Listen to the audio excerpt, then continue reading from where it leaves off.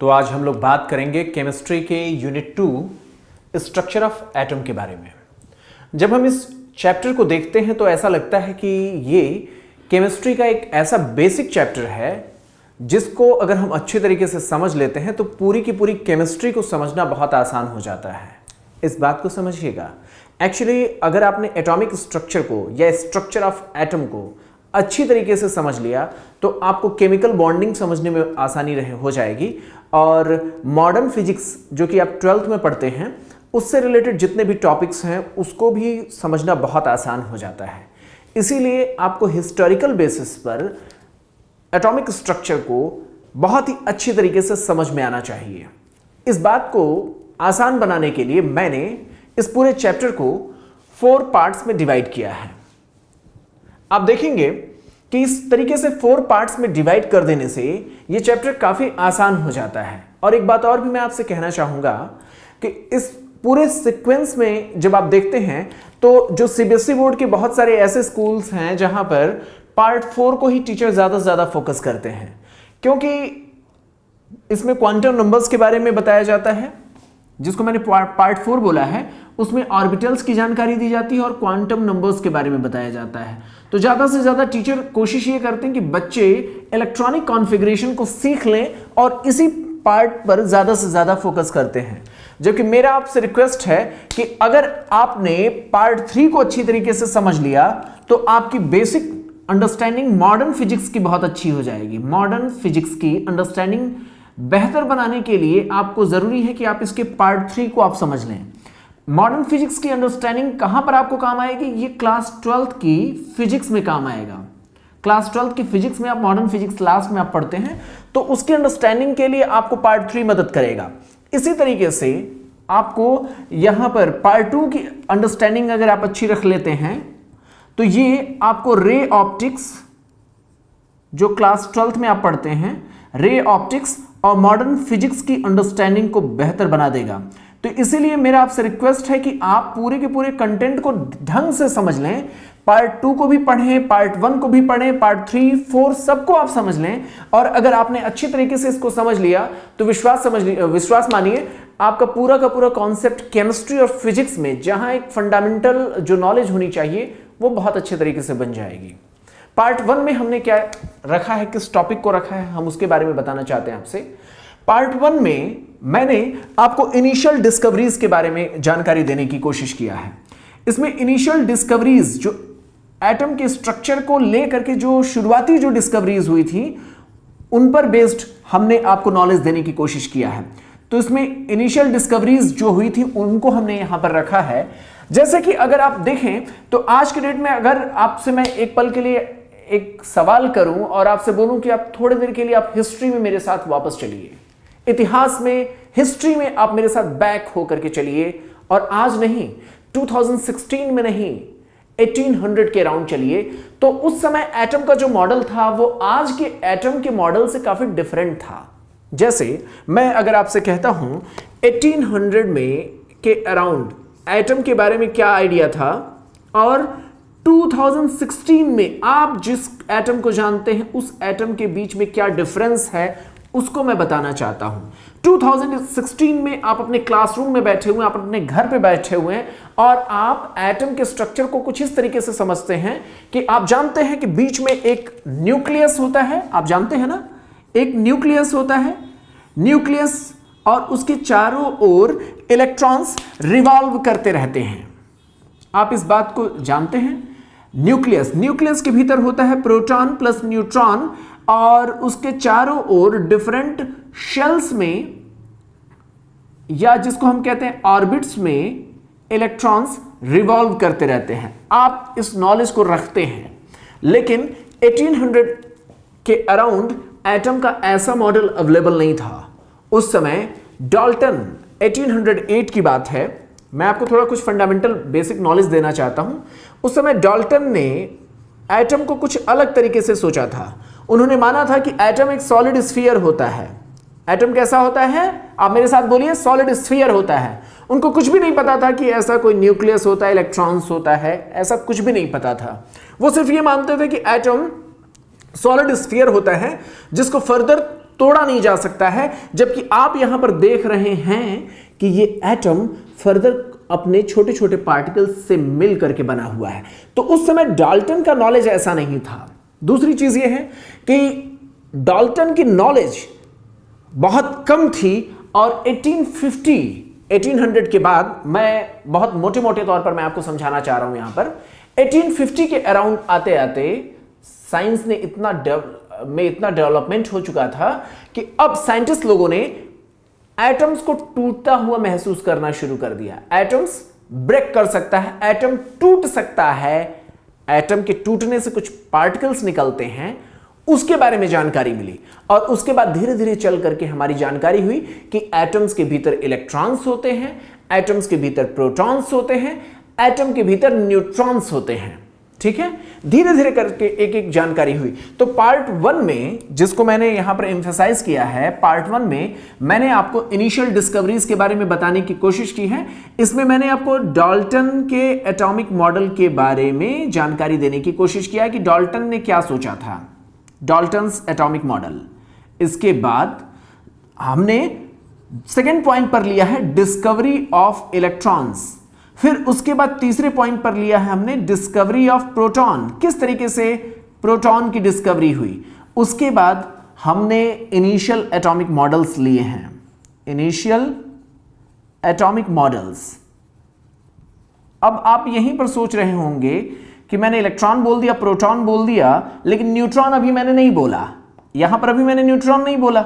तो ऐसा है ना कि हिस्ट्री के हिसाब से पहले इलेक्ट्रॉन और प्रोटॉन खोज लिए गए थे और उसके बाद 2 एटॉमिक मॉडल दिए गए। कौन कौन से?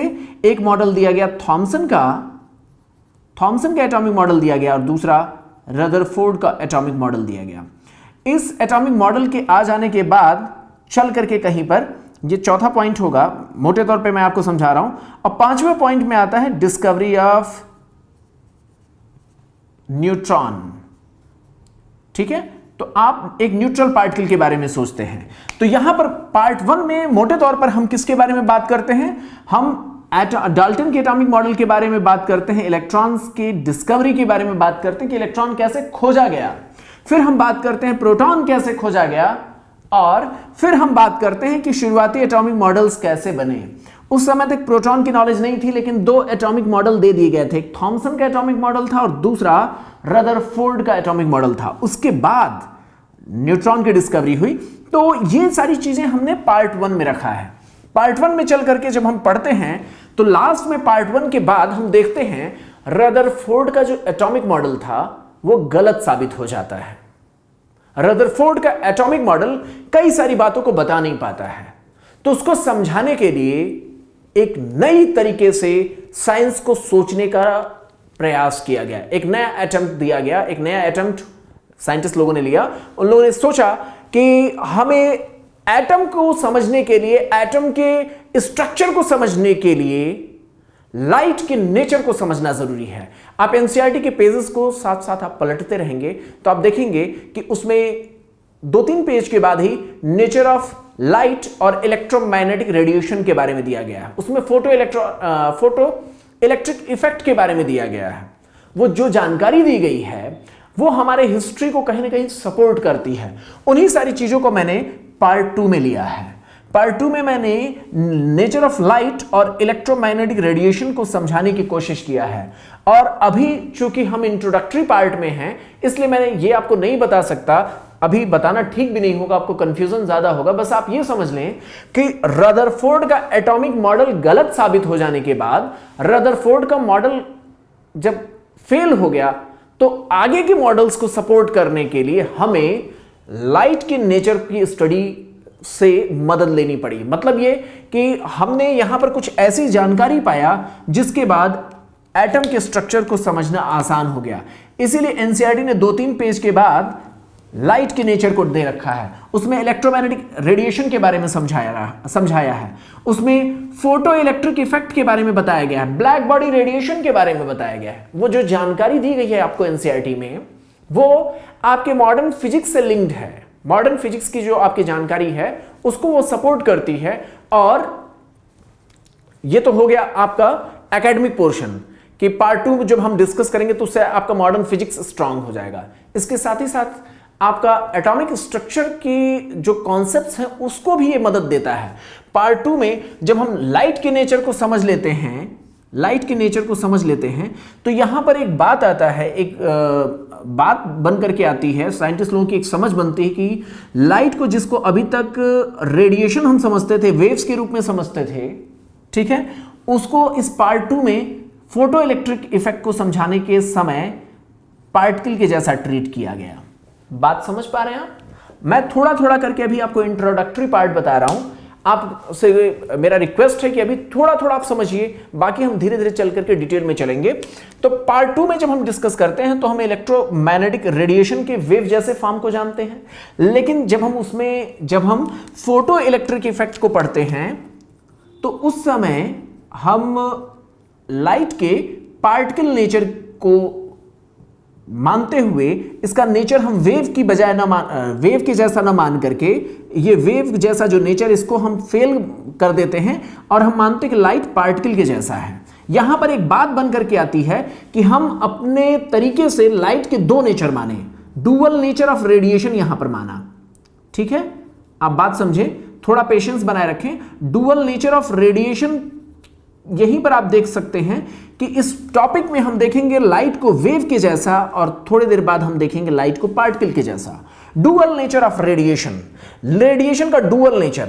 अब अगर जो वेव है वो अगर पार्टिकल बन सकता है तो साइंस हमेशा सिमेट्री को लाइक करता है। तो आगे चल करके हम पार्ट 3 में देखते हैं, पार्ट 3 में जिसको हमने कहा है कि रदरफोर्ड को गलत हो जाने के बाद अगला जो मॉडल जब आप पढ़ते हो तो 11th वाले बच्चों को थोड़ा मुश्किल हो रहा होगा, लेकिन 12th वाले समझ पा रहे होंगे कि रदरफोर्ड के बाद हम पढ़ते हैं Bohr's atomic model. Bohr's atomic model में हम क्या करते हैं, हम लाइट के इस पार्टिकल नेचर की मदद से हम बोर्स एटॉमिक मॉडल को एक्सप्लेन करते हैं और यही काम हम करेंगे पार्ट 3 में। ठीक है, कैसे करेंगे वो चीज हम आगे चल करके डिस्कस करेंगे। फिर क्या होता है, फिर आगे चल करके हम क्या करते हैं कि यहां पर जैसे हमने लाइट का डुअल नेचर माना था ना, लाइट के डुअल नेचर माने थे, वैसे ही यहां पर हम मैटर का डुअल नेचर मानेंगे। डुअल बिहेवियर ऑफ मैटर को हम एक्सेप्ट करेंगे। यहां पर हम कोशिश करेंगे कुछ ऐसे समझने की कि इलेक्ट्रॉन जो पार्टिकल है उसको हम वेव की तरीके से ट्रीट करेंगे। कितना इंटरेस्टिंग बात है, कंफ्यूजन भी क्रिएट करता है। यहां पर हमने क्या किया था, यहां पर हमने रेडिएशन के डुअल बिहेवियर की बात किया था। यहां पर हम आगे चल करके इलेक्ट्रॉन के डुअल बिहेवियर की बात करेंगे। इलेक्ट्रॉन को पार्टिकल की तरीके से ट्रीट करेंगे, फिर हम इलेक्ट्रॉन को वेव की तरीके से ट्रीट करेंगे। एक बार फिर से समझ लीजिए, पार्ट 2 में हम लाइट के डुअल नेचर को समझेंगे और पार्ट 3 में इलेक्ट्रॉन के डुअल नेचर को हम समझने की कोशिश करेंगे पार्ट 3 में। और इस कॉन्सेप्ट को जब हम समझ लेंगे तभी हम पूरे के पूरे एटम की एक्चुअल कंडीशन को समझ पाएंगे। एटम की एक्चुअल कंडीशन तभी समझ पाएंगे जब हम इलेक्ट्रॉन के डुअल बिहेवियर को समझ पाएंगे। और जब इलेक्ट्रॉन का डुअल बिहेवियर हमें समझ में आ पाएगा तभी हम ऑर्बिटल के कॉन्सेप्ट को समझ पाएंगे और तभी हम क्वांटम नंबर्स को एक्सप्लेन कर पाएंगे। बात समझिए एक बार फिर से, जैसे आप केजी में जब आप रहे होंगे तो टीचर ने आपको A for apple, B for boy, C for cat सिखाया होगा, वैसे ही मैं आपको सिखाना चाहता हूं कि इस चैप्टर को अगर समझना है तो 4 पार्ट्स में डिवाइड करिए। पहले पार्ट में सिर्फ डिस्कवरीज के बारे में हम पढ़ेंगे, इलेक्ट्रॉन, प्रोटॉन, न्यूट्रॉन की डिस्कवरीज और 2 एटॉमिक मॉडल्स के बारे में बात करेंगे। ठीक है, मैंने बताया था न्यूट्रॉन की डिस्कवरी रदरफोर्ड के बाद थोड़ी होती है। रदरफोर्ड के एटॉमिक मॉडल आने के बाद न्यूट्रॉन का पता चलता है। खैर वो हिस्ट्री का पार्ट है, लेकिन अगर आप फिंगर्स पे याद करना चाहें तो पार्ट 1 में हम डिस्कस करेंगे इलेक्ट्रॉन, प्रोटॉन, न्यूट्रॉन की डिस्कवरी और 2 एटॉमिक मॉडल्स। रदरफोर्ड का एटॉमिक मॉडल गलत हो जाता है, उसकी गलतियों को सही करने के लिए हम एक नया प्रयास करते हैं, इंस्पायर होते हैं लाइट के नेचर से। मैंने आपको बताया था हम इसमें स्टडी करेंगे कि लाइट के 2 नेचर होते हैं, एक रेडिएशन के जैसा और दूसरा पार्टिकल के जैसा। तो हम पार्ट 2 में किसकी बात करेंगे, रेडिएशन के डुअल बिहेवियर की, दोहरे बिहेवियर की, 2 तरीके की बिहेवियर किसकी, रेडिएशन की। और जब हम पार्ट 3 में चलेंगे तो इलेक्ट्रॉन के डुअल बिहेवियर की हम बात करेंगे। किसकी बात करेंगे, इलेक्ट्रॉन के डुअल बिहेवियर की बात करेंगे। और जब हम इलेक्ट्रॉन के डुअल बिहेवियर को समझ लेंगे, यानी इलेक्ट्रॉन जिसको पार्टिकल की तरीके से आप जानते हैं उसको आप वेव की तरह मानेंगे, तो जब आप इलेक्ट्रॉन को वेव की तरीके से समझने लगेंगे तब आप इस क्वांटम नंबर्स के कॉन्सेप्ट को समझ पाएंगे, इस ऑर्बिटल्स के कॉन्सेप्ट को आप समझ पाएंगे। इसलिए मैंने इसको 4 पार्ट्स में डिवाइड किया है। एक बार फिर से समरी करते हैं, प्लीज यहां पर आप इसको फोकस करें। आप देखेंगे पार्ट 2 में हम क्या करेंगे, लाइट के डुअल बिहेवियर को देखेंगे। पार्ट 3 में हम किसके डुअल बिहेवियर को देखेंगे, इलेक्ट्रॉन के डुअल बिहेवियर को देखेंगे। क्यों देखेंगे, क्योंकि अगर एटम के अल्टीमेट स्ट्रक्चर को समझना है तो हमें इलेक्ट्रॉन के पार्टिकल नेचर के साथ साथ उसके वेव बिहेवियर को भी समझना होगा। जब हम इसके वेव बिहेवियर को समझ लेंगे तभी हम क्वांटम नंबर्स के कॉन्सेप्ट को समझ पाएंगे।